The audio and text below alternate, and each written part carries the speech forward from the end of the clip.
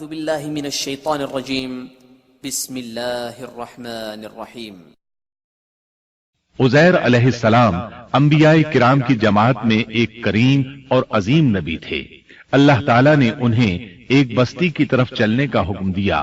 وہاں پہنچے تو بستی ویران تھی، بے آباد تھی۔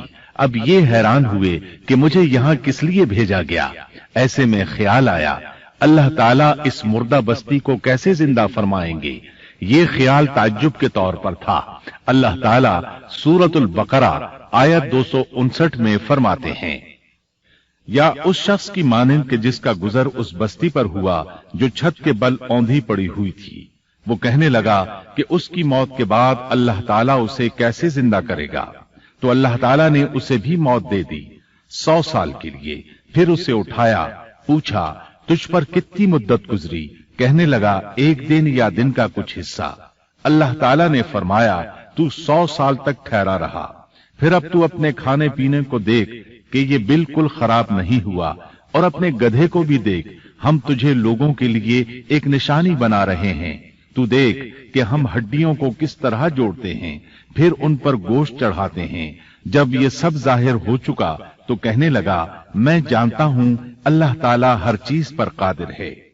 اللہ تعالیٰ نے نیند کی حالت میں عزیر علیہ السلام کی روح قبض کی تھی، اس لیے انہوں نے جواب دیتے وقت سمجھا کہ شاید وہ سو رہے ہیں۔ انہیں یہ احساس بھی نہ ہوا کہ میں تو اتنا عرصہ مردہ رہا ہوں۔ جب وہ سوئے تھے تو صبح کا وقت تھا۔ جب دوبارہ زندگی ملی تو عصر کے وقت آنکھ کھلی۔ اسی لیے اللہ تعالیٰ کے سوال کے جواب میں انہوں نے کہا میں ایک دن یا دن کا کچھ حصہ سویا رہا ہوں گا۔ اللہ تعالیٰ نے فرمایا اپنے کھانے اور گدھے کو دیکھو، کھانا بہت جلد خراب ہو جاتا ہے، لیکن 100 سال گزرنے پر بھی کھانا بالکل تازہ تھا، جبکہ آپ کے گدھے کی ہڈیاں بکھری پڑی تھیں۔ اچانک ان کے سامنے دیکھتے ہی دیکھتے ہڈیاں حرکت کرنے لگی، پھر جڑنے لگی۔ گدھے کا ڈھانچہ تیار ہو گیا تو اس پر گوشت چڑھنے لگا۔ اس طرح گدھا زندہ ہو گیا اور آواز دینے لگا۔ یہ دیکھ کر عزیر علیہ السلام پکار اٹھے، واقعی میرا پروردگار ہر چیز پر قادر ہے۔ ان کی اس عارضی موت کے دوران وہ بستی آباد ہو چکی تھی۔ عزیر علیہ السلام نے ان سے پوچھا کیا تم لوگ عزیر کو جانتے ہو؟ انہوں نے کہا جی ہاں، انہیں فوت ہوئے 100 سال سے زائد عرصہ بیت چکا ہے۔ تب عزیر علیہ السلام نے انہیں بتایا میں ہی عزیر ہوں۔ انہیں یقین نہ آیا۔ وہ ایک بڑھیا کو لے آئے، اس کی عمر 120 سال تھی۔ انہوں نے اس سے عزیر علیہ السلام کے بارے میں پوچھا۔ اس نے عزیر علیہ السلام کی 10 نشانیاں بیان کی۔ وہ سامنے کھڑے عزیر علیہ السلام کو دیکھ رہے تھے، تب انہیں یقین آیا۔ عزیر علیہ السلام ان کے درمیان قیام پذیر رہے۔ آپ نے انہیں نئے سرے سے تورات کی تعلیم دی۔ وہ اس کو بھول چکے تھے۔ بستی والے ان سے بہت متاثر ہو گئے، ان کی تعظیم کرنے لگے۔ اس عظیم معجزے کی وجہ سے رفتہ رفتہ وہ انہیں اللہ کا بیٹا تصور کرنے لگے۔ اللہ تعالیٰ سورہ توبہ آیت 30 میں فرماتے ہیں، اور یہودیوں نے کہا عزیر اللہ کے بیٹے ہیں۔ یہ اللہ نے ان کا ایک جرم بیان کیا ہے۔ یہ جرم ان میں نسل در نسل چلتا رہا، یہاں تک کہ اس دور میں بھی یہودی عزیر علیہ السلام کو اللہ کا بیٹا مانتے ہیں۔ آپ کا نام دیوان مقدس بھی رکھتے ہیں اور کہتے ہیں یہ مقدس ذات کی نسل سے ہے اور معبود ہے۔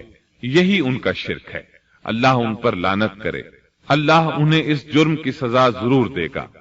انسان کتنے ہی بلند و بالا مقام پر پہنچ جائے اور اللہ تعالیٰ کے ساتھ اسے زیادہ سے زیادہ قرب حاصل ہو جائے، تب بھی وہ اللہ کا بندہ ہی رہتا ہے، اور کسی بھی بلندی پر پہنچ کر وہ اللہ یا اللہ کا بیٹا نہیں ہو سکتا، اللہ کا شریک نہیں ہو سکتا۔ اللہ جل شانہ کی ذات پاک وحدہ لا شریک ہے اور باپ بیٹے کی نسبتوں سے پاک ہے۔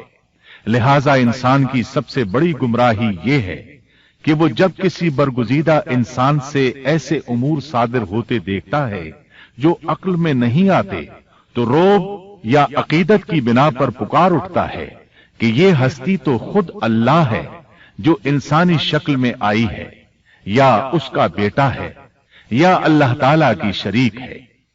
وہ یہ نہیں سوچتا کہ بلا شبہ ان واقعات کا جاری ہونا اللہ کی طاقت کے ذریعے ہے جو بطور نشان اس برگزیدہ انسان کے ہاتھوں جاری ہوئے۔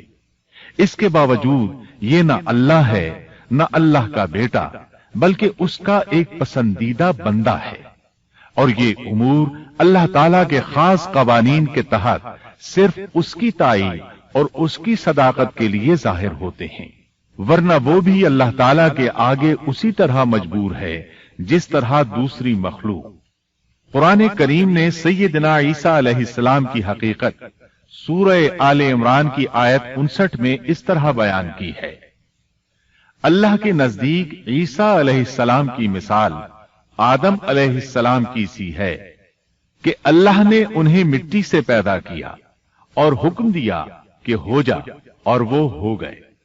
مطلب یہ کہ اللہ کا بیٹا اگر کسی کو کہا جا سکتا تو آدم علیہ السلام کو کہا جانا چاہیے تھا، لہذا کسی نبی کے بارے میں یہ عقیدہ رکھنا کہ وہ اللہ کا بیٹا ہے بالکل فضول اور باطل ہے۔